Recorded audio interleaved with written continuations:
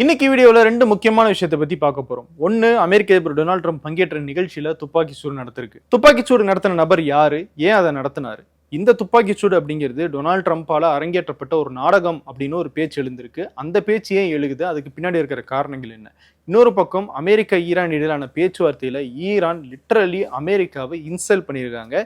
என்ன நடந்துச்சு அப்படிங்கிறத பத்தி எல்லாம் தான் இந்த வீடியோல பார்க்க போறோம். இது டிகோட் பை வெங்கட்.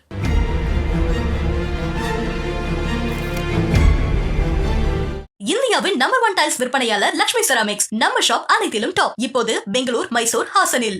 அமெரிக்க அதிபர் டொனால்ட் ட்ரம்ப் ஒரு நிகழ்ச்சியில பங்கேற்கிறாரு. இந்த நிகழ்ச்சி வாஷிங்டன்ல நடக்குது.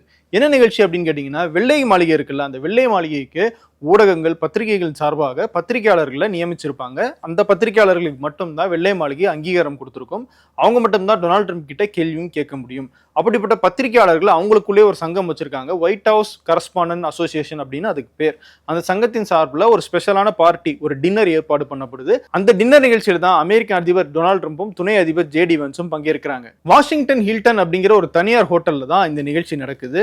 டொனால்ட் ட்ரம்ப், அவருடைய மனைவி மெலனியா ட்ரம்ப், ஜேடி வென்ஸ் இவங்க எல்லாம் ஒரு ஸ்டேஜ்ல உட்காந்து சாப்பிட்டுக்கிட்டு இருக்காங்க. கீழே பத்திரிகையாளர்கள், அந்த நிறுவனத்தினுடைய தலைவர்கள் அப்படின்னு நிறைய பேர் கூடியிருந்தாங்க. அவங்களுக்கு கீழே டேபிள் போடப்பட்டிருக்கு. அவங்க எல்லாம் நிகழ்ச்சியை பேசிக்கிட்டு என்ஜாய் பண்ணிக்கிட்டு இருக்காங்க. அப்போ திடீர்னு துப்பாக்கி சூடு நடத்தப்படுற சத்தம் கேட்குது. ஃபர்ஸ்ட் என்ன சத்தம் அப்படின்னு யாருக்குமே புரியல. ஆனா உடனடியாக அமெரிக்கானுடைய secret service, national guards, Donald ட்ரம்பினுடைய மெய்காவலர்கள் எல்லாருமே மேடைக்கு உடனடியாக எல்லாரும் டேபிள் கீழே போங்க அப்படின்னு எச்சரிக்கை கொடுத்ததுக்கு பிறகுதான் ஓகே ஏதோ நடந்துருச்சு போல அப்படின்னு சொல்லி எல்லாருமே பதறாங்க. டொனால்ட் ட்ரம்பையும் உடனடியாக அங்கிருந்து வெளியேற்றுறாங்க.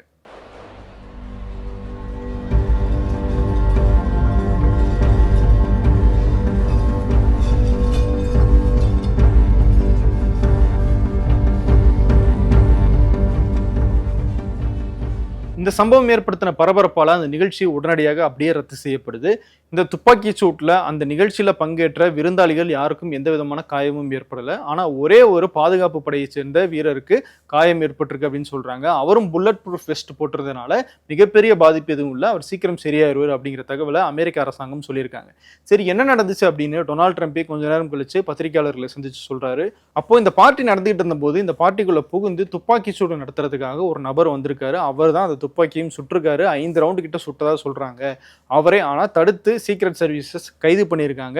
துரிதமான நடவடிக்கை எடுத்தாங்க அப்படின்னு சொல்லி அந்த சீக்ரெட் சர்வீசஸ்க்கும், நேஷனல் கார்ட்ஸுக்கும், FBI ஏஜென்ட்ஸுக்கும் பாராட்டு சொல்லியிருக்காரு டொனால்ட் ட்ரம்ப். கைது செய்யப்பட்ட அந்த நபர் துப்பாக்கிச்சூடு நடத்த போதும் அத்துமீறி எப்படி நுழைறாரு அப்படிங்கிறதையும் சிசிடிவி காட்சிகள் வீடியோவை டொனால்ட் ட்ரம்பே தன்னுடைய ட்ரூத் சோஷியல் மீடியாவில் பதிவு பண்ணியிருக்காரு. அது மட்டும் இல்ல, கைது செய்யப்பட்ட அந்த நபருடைய கைகளை பின்னாடி கட்டி கீழே படுக்க வச்ச மாதிரியான போட்டோஸையும் டொனால்ட் ட்ரம்ப் தன்னுடைய ட்ரூத் சோஷியல் மீடியாவில் பகிர்ந்திருக்காரு. வழக்கமா இந்த போட்டோ வெளியிடுறது, வீடியோ வெளியிடுறது இதெல்லாம் காவல்துறை தான் பண்ணுவாங்க. ஆனா அமெரிக்க அதிபர் டொனால்ட் ட்ரம்ப் அவரே இதெல்லாம் மார்க்கெட் பண்ணிட்டு இருக்காரு. இதை விட ரொம்ப முக்கியமான விஷயம், அந்த துப்பாக்கிச்சூடு நடத்தின நபர் ஒரு கடிதத்தையும் எழுதி வச்சிருந்திருக்காரு. அந்த கடிதமும் காவல்துறை கையில கிடைச்சிருக்கு. அதுல அவர் என்ன சொல்லியிருக்காரு அப்படின்னா, டொனால்ட் ட்ரம்ப் அப்படிங்கிற பேரை சுட்டி காட்டாம அவர் ஒரு பாலியல் வன்கொடுமை செய்த நபர், குழந்தைகளை பாலியல் வன்கொடுமைக்கு ஆளாக்குனவர், அவருடைய குற்றங்களை என்னால் பொறுத்துக்க முடியல அப்படின்னு சொல்லியிருக்காரு. அது மட்டும் இல்ல, கிறிஸ்துவர்கள் இந்த மாதிரிலாம் செய்ய மாட்டாங்க, அதை பொறுத்து கொண்டும் இருக்க முடியாது அப்படின்னு அவர் குறிப்பிட்டிருக்காரு. அதனால அமெரிக்க அரசாங்கத்தினுடைய உயர் பதவிகளில் இருக்கிறவங்களை குறி வச்சு தான் இந்த தாக்குதலை திட்டமிட்டிருந்தேன். அங்க இருக்கிற பத்திரிகையாளர்களையோ இல்ல பாதுகாப்பு படையினரையோ இல்ல மற்றவங்களையோ யாரையுமே நான் குறி வைக்கல அப்படின்னு அந்த கடிதத்தில் அவர் சொல்லியிருக்காரு. அவர் வச்ச அந்த குற்றச்சாட்டுகள் டொனால்ட் ட்ரம்பினுடைய பேர்ல இல்லை அப்படின்னாலும் அதை படிக்கும் போது இவர் டொனால்ட் ட்ரம்ப் தான் சொல்றாரு அப்படிங்கிறது எல்லாருக்குமே புரியுற வகையில தான் இருக்கு. படிக்கிற நமக்கு மட்டும் கிடையாது, டொனால்ட் ட்ரம்புக்குமே அப்படிதான் கன்வே ஆகிருக்கு. இந்த பேட்டியில அவர் என்ன சொல்றாருன்னு பாருங்க. Yeah, he did write that. I'm not a rapist. I didn't rape anybody. You think he was referring to you? Excuse me. I'm not a pedophile. You read that crap from some sick person. I got associated with all stuff that has nothing to do with me. சரி, இந்த துப்பாக்கி சூடு சம்பவம் திட்டமிடப்பட்ட ஒரு நாடகம் அப்படின்னு ஒரு பெரிய கான்ஸ்பிரசி தியரியே சோஷியல் மீடியாவில் போய்கிட்டு இருக்கு. இது டொனால்ட் ட்ரம்பே அரங்கேற்றின நாடகம் தான் இது அப்படின்னு நிறைய பேர் சொல்லிட்டு இருக்காங்க. அது ஏன் அவங்க சொல்றாங்க அப்படின்னு சில காரணங்களையும் எடுக்கிறாங்க. முதல் விஷயம், கேரோலின் லியாவிட். இவங்க யார் அப்படின்னா வெள்ளை மாளிகையினுடைய செய்தி தொடர்பாளர். இவங்க இந்த பார்ட்டி தொடங்குறதுக்கு கொஞ்ச நேரத்துக்கு முன்னாடி அந்த ஹோட்டல்ல இருந்து ஒரு பேட்டி கொடுக்குறாங்க. அதுல என்ன சொல்றாங்கன்னா, இன்னைக்கு பார்ட்டி ரொம்ப ஃபன்னா இருக்க போகுது, lots of shots will be fired tonight அப்படின்னு பேசுறாங்க. To rumble, is he not? He is ready to rumble. I will tell you, this speech tonight will be classic Donald J. Trump. It'll be funny. It'll be entertaining. There will be some shots fired tonight in the room. So everyone should tune in. It's going to be really great. I'm looking forward to hearing it. Lots of shots will be fired tonight அப்படின்னு அவங்க சொன்ன மாதிரியே அந்த பார்ட்டிலையும் வந்து துப்பாக்கிச்சூடு நடந்துச்சு. So அதுதான் முதல் விஷயமாக சொல்கிறாங்க. இது ஏற்கனவே திட்டமிடப்பட்டுச்சா அப்படின்னு. ஆனால் கேரோலின் லியாவிட் பேசுனதில் ஒரு குதூகலம் தெரிஞ்சிச்சு. இன்னைக்கு வந்து ஒரு ஃபன்னாக இருக்க போகுது, டொனால்ட் ட்ரம்ப் பழைய டொனால்ட் ட்ரம்ப்பாக வர போகிறாரு, ஜாலியாக இருக்க போகிறாரு, lots of shots would be fired அப்படின்னு ஒரு கொண்டாட்ட மனநிலையில் அது சொன்னாங்க அப்படிங்கிறது தான் அவங்க வீடியோவை பார்க்கும்போது தெரியுது. ஆனால் நிறைய பேர் அந்த lots of shots will be fired அப்படிங்கிறத மட்டும் எடுத்துகிட்டு பேசுகிறாங்க. ரெண்டாவது முக்கியமான காரணம் ஃபாக்ஸ் நியூஸ்னுடைய இந்த கிளிப்பிங்கை பாருங்க, என்ன அப்படிங்கிறது புரியும். I want to just quickly tell you, I was sitting next to Caroline Leavitt, the press secretary's husband. He was one of our guests. He was seated right next to me, and right as the dinner was starting, the national anthem happened, and then he kind of leaned over and said, I watched you on TV, you do a great job. You need to be very safe. And he was just very serious when he said that to me. And he kind of looked around the room and he said, there are some...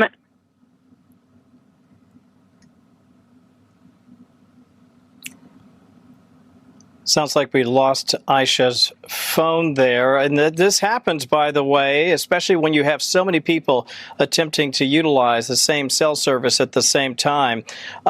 I did want to add this while we had a moment. I was just reading. Fox News தரப்புல அந்த டின்னர்ல என்ன நடந்துச்சு அப்படிங்கிறத அந்த டின்னர்ல பங்கேற்ற Fox நியூஸுடைய செய்தியாளர், ஒரு பெண் செய்தியாளர், அவங்க வந்து லைவ்ல வந்து சொல்லிக்கிட்டே இருக்காங்க. அப்படி அவங்க என்ன சொல்றாங்க அப்படின்னா, கேரோலின் லியாவிட், அதாவது இப்போ பார்த்தோம் இல்லையா அந்த வெள்ளை மாளிகையினுடைய செய்தி தொடர்பாளர், அவங்களுடைய ஹஸ்பண்ட், அவர் வந்து அந்த செய்தியாளர் பக்கத்துல உட்கார்ந்துருந்ததாகவும் கூட்டம் தொடங்கும் போதே பாதுகாப்பாக இருங்க அப்படின்னு சொல்லி அவர் முன்கூட்டியே எச்சரித்ததாகவும், அவர் சொன்ன மாதிரியே அப்படின்னு அந்த செய்தியாளர் லைவ்ல பேசிட்டு இருக்கும் போதே அவருடைய லைன் கட் ஆகிறது. அந்த தாக்கத்தில் நடக்க போகுது அப்படிங்கிறது எப்படி கேரோலின் லியாவிட்னுடைய ஹஸ்பண்டுக்கு முன்கூட்டியே தெரிஞ்சது அப்படிங்கிற கேள்விதான் இப்போ சோசியல் மீடியா முழுக்க பரவி கிடக்கு. இன்னொன்னு என்னன்னா, இந்த ஃபாக்ஸ் நியூஸ் அப்படிங்கிறது டொனால்ட் ட்ரம்ப்புக்கு மிக நெருக்கமான ஒரு சேனல். அவருடைய மருமகள் கூட அதுல வந்து வேலை பார்க்குறாங்க. ப்ரோ டொனால்ட் ட்ரம்ப்பாக எப்பயுமே இந்த ஃபாக்ஸ் நியூஸ் செயல்பட்டுட்டே இருக்கும். அப்படிப்பட்ட ஒரு சேனல்ல செய்தியாளர் சொல்லிட்டு இருக்கும்போதே அவங்களுடைய வாய்ஸ் கட் ஆகியிருக்கு, அதுவும் சர்ச்சையான விஷயம் கட் ஆகியிருக்கு அப்படின்னும் போது மக்களுக்கு அது மிகப்பெரிய கேள்வியை எழுப்புது, சந்தேகத்தையும் எழுப்புது. ஒருவேளை இதை திட்டமிட்டே செஞ்சிருப்பாங்களோ அப்படின்னு.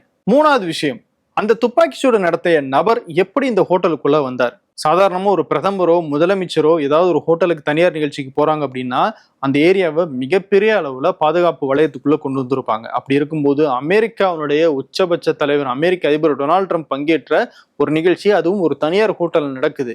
அந்த செக்யூரிட்டி ரிங்க எல்லாம் தாண்டி ஒரு நபர் எப்படி கன்னை எடுத்துக்கிட்டு அவரால் உள்ள வர முடிஞ்சுது அப்படிங்கிற ஒரு கேள்வி மிகப்பெரிய அளவுல இருக்கு. பாதுகாப்பு குறைபாடு இருந்துச்சா அப்படிங்கிறது ஒரு பக்கம் இருந்தாலும், அந்த துப்பாக்கி சூட்டை நடத்திய நபர் அதே வாஷிங்டன் ஹில்டன் ஹோட்டல்ல ஒரு ரூம் எடுத்து தங்கியிருந்ததாகவும் சொல்றாங்க. அப்ப அந்த ஹோட்டல்ல தங்கியிருந்த ஒரு நபர் கையில எப்படி துப்பாக்கி இருந்துச்சு, துப்பாக்கி இருந்தும் அவர் எப்படி ஹோட்டலுக்குள்ள போனாரு? அதிபர் பங்கேற்கிற நிகழ்ச்சி அப்படின்னும் போது அவர் வர்றதுக்கு ஒரு 4 to 5 மணி நேரத்துக்கு முன்னாடியே அந்த ஏரியாவையே சீல் பண்ணிடுவாங்க, அவங்களுடைய கட்டுப்பாட்டுக்குள்ள கொண்டு வந்துருவாங்க. அப்படி இருந்தும் ஒரு நபர் துப்பாக்கியோட அந்த ஹோட்டலுக்குள்ள இருந்திருக்காரு அப்படின்னா இது பாதுகாப்பு குறைபாடா இல்ல இது திட்டமிட்ட சதியா அப்படின்னு நிறைய பேர் சோசியல் மீடியால கேட்டுக்கிட்டு இருக்காங்க.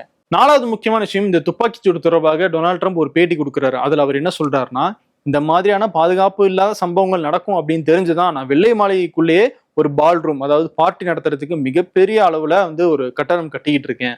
அதுக்கு நீதிமன்றம் வந்து தடை விதிக்குது. இந்த தடையெல்லாம் உடனடியாக நீக்கப்பட வேண்டும். பாதுகாப்பான ஒரு இடத்துலதான் அமெரிக்க அதிபர் டொனால்ட் ட்ரம்ப் பங்கேற்கிற நிகழ்ச்சியோ சரி, வெளிநாட்டினுடைய முக்கியமான தலைவர்கள் வரும்போதும் சரி, நிகழ்ச்சிகள் நடத்தப்பட வேண்டும் அப்படின்னு ஸ்டேஜ்ல பேசுறாரு. இந்த நேரத்துல இந்த விஷயத்த பேசணும் அப்படிங்கிறது அவசியமாகுதா? அப்போ இந்த மாதிரியான ஒரு நாடகத்தை நிறைவேற்றி இதன் மூலமாக பாதுகாப்பு அச்சுறுத்தல் இருக்கு, அந்த கட்டடத்துக்கு அனுமதி கொடுங்க அப்படின்னு டொனால்ட் ட்ரம்ப் கேட்கிறாரா? இதை ஒரு நாடகமாக அவர் தான் நடத்தியிருப்பாரோ அப்படிங்கிற கேள்வியும் இதன் மூலமாக எழுது. கடைசியா சொல்லப்படுற முக்கியமான காரணம், விரைவில் தேர்தல் வர இருக்கு. அதாவது செப்டம்பர் மாதம் அமெரிக்காவில் தேர்தல் வர இருக்கு. ஈரான் அமெரிக்கா போர்ல டொனால்ட் ட்ரம்பினுடைய அந்த ரேட்டிங்ஸ்ன்னு சொல்லுவாங்க, எவ்வளவு தூரம் மக்கள் வந்து டொனால்ட் ட்ரம்பினுடைய ஆட்சியை விரும்புறாங்க அப்படின்னு அப்பப்போ ஊடகங்கள் அங்கே சர்வே எடுத்துக்கிட்டே இருப்பாங்க. அந்த ரேட்டிங்ஸும் ரொம்ப பெரிய அளவுல சரிஞ்சிருக்கு.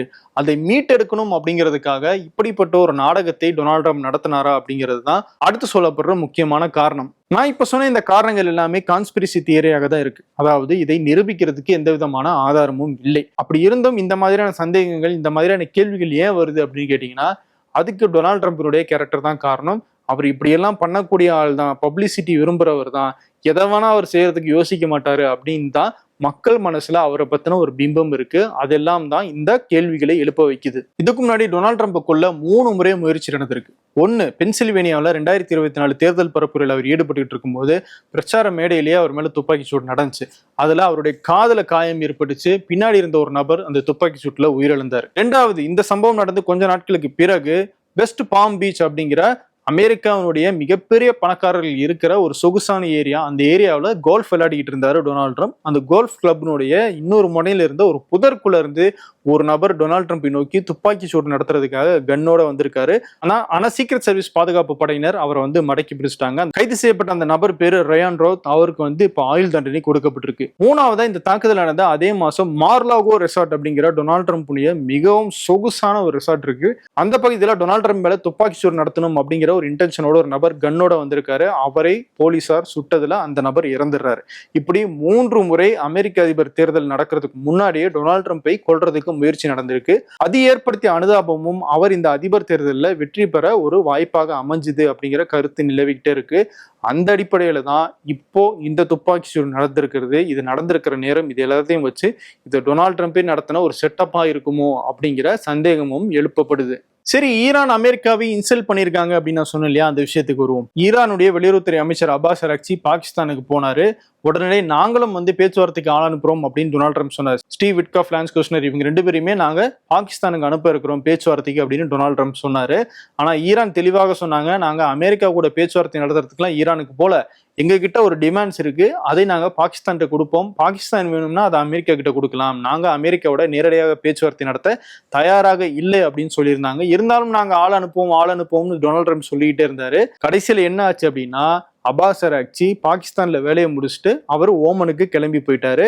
அதுக்கப்புறமா இனிமேல் நம்ம போய் என்ன பண்றது, அதுவும் 18 மணி நேரம் டிராவல் பண்ணி செலவு பண்ணிலாம் எதுக்கு போய்கிட்டு இருக்கணும் அப்படின்னு சொல்லி அமெரிக்காவுடைய அந்த 2 பேரையும் பேச்சுவார்த்தைக்கு பாகிஸ்தானுக்கு அனுப்பல டொனால்ட் ட்ரம்ப். பேச்சுவார்த்தைக்கு நாங்க வரோம் அப்படின்னு சொல்லி டொனால்ட் ட்ரம்ப் துடிச்சுக்கிட்டு இருக்காரு.